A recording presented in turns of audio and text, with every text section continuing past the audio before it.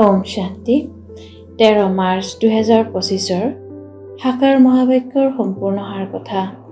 মৰমৰ সন্তানসকল, পদৰ আধাৰ হ'ল অধ্যয়ন।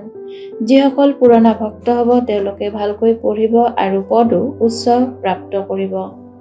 প্ৰশ্ন: যিসকল পিতাৰ স্মৃতিত থাকে তেওঁলোকৰ চিন কি হ'ব? উত্তৰ: স্মৃতিত থকাসকলৰ ভাল গুণ থাকিব। তেওঁলোক পবিত্ৰ হৈ গৈ থাকিব, সভ্যতা আহি থাকিব, পৰস্পৰ মিলাপ্ৰীতিৰে থাকিব, অন্যক চোৱাৰ পৰিৱৰ্তে নিজক চাব। তেওঁলোকৰ বুদ্ধিত থাকিব, যিয়ে কৰিব তেওঁই পাব। अच्छा मीठे मीठे सिक्के लगे रुहानी बच्चों पे रुहानी बाप व दादा का याद प्यार और गुणवानी। मीठे मीठे रुहानी बच्चों पे रुहानी बाप की नमस्ते। ধাৰণাৰ বাবে মুখ্য সাৰ: 1. সত্য পিতা সৎ কৰি তুলিবলৈ আহিছে, সেইবাবে সততাৰে চলিব লাগে।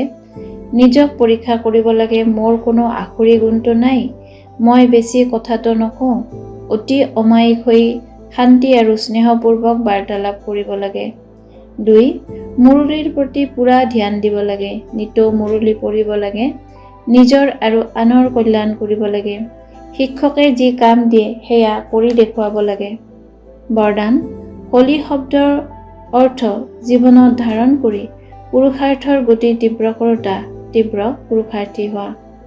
হোলী অৰ্থাৎ যি কথা হৈ গ'ল, পাৰ হৈ যোৱা কথা একেবাৰে সমাপ্ত কৰি দিয়া।